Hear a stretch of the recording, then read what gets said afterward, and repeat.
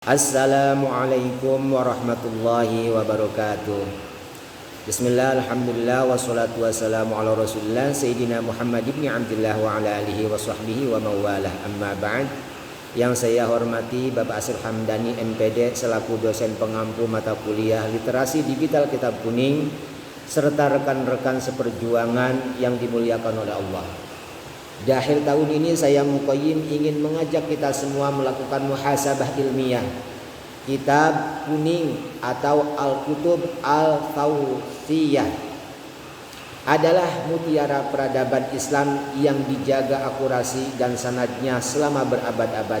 Kini di era Society 50, mutiara ini tidak lebih hanya berbentuk lembaran kertas kuning berbau khas, melainkan sudah bertransformasi menjadi bit-bit digital aplikasi, PDF, hingga situs web. Kuliah Literasi Digital Kitab Kuning selama 1 semester ini telah membuka mata saya bahwa menjadi melek digital bukan sekedar gaya-gayaan, melainkan sebuah kebutuhan dakwah dengan akademik. Namun mari kita ukur bersama apakah kita sudah menjadi master atas teknologi ini atau justru sebaliknya menjadi budaknya.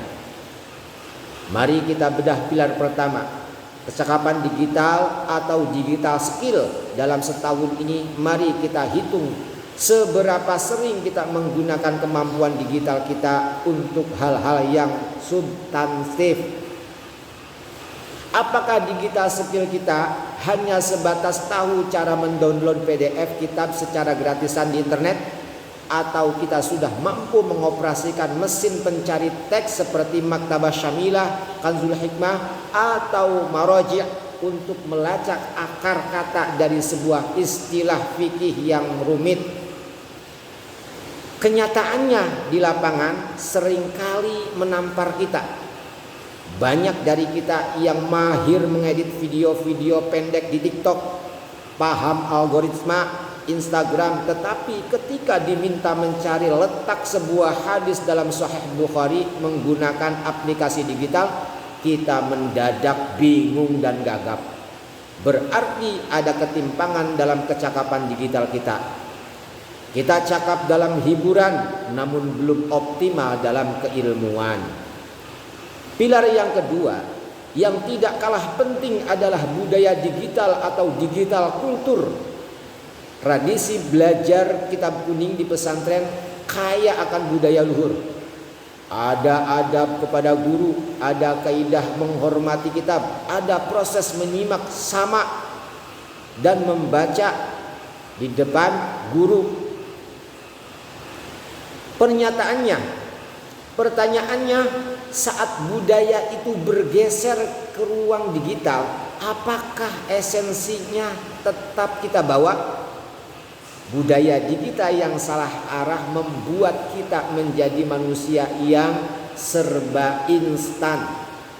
Kita seringkali kehilangan kesabaran untuk membaca kitab secara utuh dari bab toharoh hingga bab jinayah. Kita lebih suka mencari potongan hukum instan lewat Google atau bertanya pada AI tanpa tahu bagaimana proses istinbat hukum itu terjadi. Akibatnya kita menjadi generasi yang tahu kulit tanpa pernah merasakan dalamnya atau isinya. Refleksi akhir tahun ini menurut kita untuk membangun budaya digital yang sehat, yaitu budaya digital yang tidak mengikis identitas kita sebagai santri yang menjunjung tinggi sanad dan metodologi ulama salaf. Mari kita segarkan kembali ingatan kita dengan petuah agung dari Syekh Az-Zarnuji dalam kitab monumental beliau, Ta'limul Muta'alim fi Thariqat Ta'allum. Beliau mengingatkan kita tentang bagaimana seorang penuntut ilmu harus memanfaatkan waktu dan melihat setiap peluang sebagai sarana menambah kedekatan diri kepada Allah Subhanahu wa taala. Beliau menuliskan nazam yang sangat indah yang berbunyi, Tafaqqa fa innal fiqha afdalu qaidi إلى البر والتقوى وعدال قاصدي هو العلم الهادي إلى سنن الهدى هو الحفظ ينجي من جميع الشدائد فإن فقيها واحدا متورعا أشد على الشيطان من ألف عابد. Artinya belajarlah ilmu agama atau ilmu fikih karena ia adalah penuntun terbaik menuju kebaikan dan ketakwaan serta pembimbing yang paling lurus. Ilmu agama adalah benteng yang menyelamatkan dari segala kesulitan. Sungguh satu orang ahli fikih yang memiliki sifat warok atau menjaga diri dari berbuat maksiat atau dosa itu lebih ditakuti oleh setan daripada 1000 ahli ibadah yang bodoh atau tidak mengerti ilmu fikih. Mari kita renungkan bait ini dalam konteks dunia siber. Syekh Az-Zarnuji mengatakan bahwa orang yang paham agama dan memiliki sifat wara'i atau waro adalah manusia yang paling ditakuti oleh setan. Di era digital, sifat waro ini mewujud dalam bentuk etika digital. Orang yang waro secara digital tidak akan menyebarkan hadis palsu, tidak akan memotong video kajian ulama untuk klik baik, dan tidak akan menggunakan aplikasi maktabah digital untuk mencari-cari keringanan hukum atau tatadabbur al-rukhsah demi membenarkan hawa nafsunya. Gadget kita adalah benteng, aplikasi kitab di dalamnya adalah senjata, refleksi kita adalah perjuangan. Apakah setahun ini senjata itu sudah kita gunakan untuk melawan kebodohan diri kita, atau justru kita biarkan berdebu di memori penyimpanan HP yang tanpa pernah kita buka? Sebagai bentuk nyata dari pilar digital skill yang kita pelajari ini di kelas Bapak Asep Hamdani, saya ingin memperlihatkan bagaimana integrasi teknologi ini bisa berjalan beriringan dengan tradisi. Di layar ini teman-teman bisa melihat perangkat maktabah syamilah ketika kelas kita mengaji suatu kitab, misalnya kitab Fathul Qorib, dan kita menemukan satu istilah yang kurang kita pahami maknanya secara bahasa, kita tidak perlu lagi menghabiskan waktu berjam-jam membuka kamus fisik yang tebal lalu satu persatu dari rak buku diturunkan.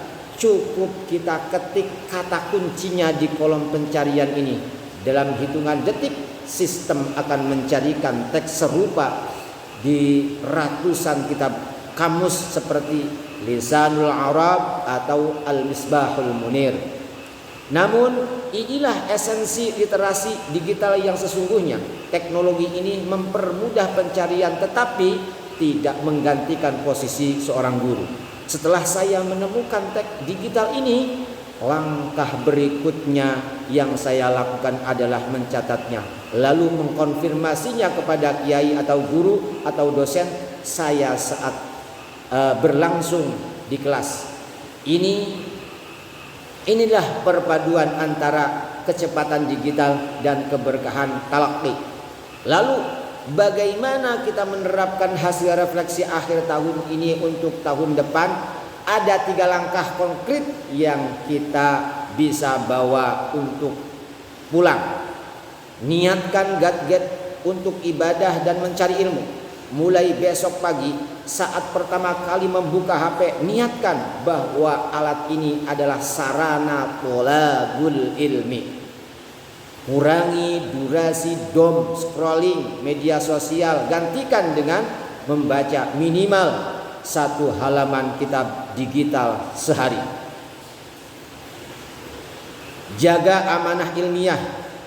Membuat tugas makalah mata kuliah, jangan membiasakan diri mengambil kesimpulan instan dari artikel internet yang tidak jelas penulisnya. Gunakan keterampilan digital kita untuk melacak langsung ke kitab primernya. Hormati hak cipta dan karya. Jika kita membagikan kue tes atau potongan penjelasan kitab di status WhatsApp atau Instagram kita, cantumkan sumber dengan jelas sebagai bentuk adab kita kepadanya. Teman-teman sekalian, akhir tahun bukanlah tentang kembang api yang menyala di langit, melainkan tentang lentera ilmu yang harus tetap menyala di dalam dada kita. Literasi kitab kuning bukan sekedar tentang seberapa canggih laptop kita, melainkan seberapa bijak kita menggunakan untuk mendekatkan diri kepada Allah Subhanahu wa taala dan meneladani para ulama. Terima kasih kepada Bapak dosen Asep Hamdani MPD yang telah membimbing kami sepanjang semester ini, membuka cakrawala kami bahwa santri tidak boleh gagap teknologi dan teknologi harus tunduk di bawah kendali akhlak. Mari kita tutup refleksi ini dengan doa memohon ilmu yang bermanfaat.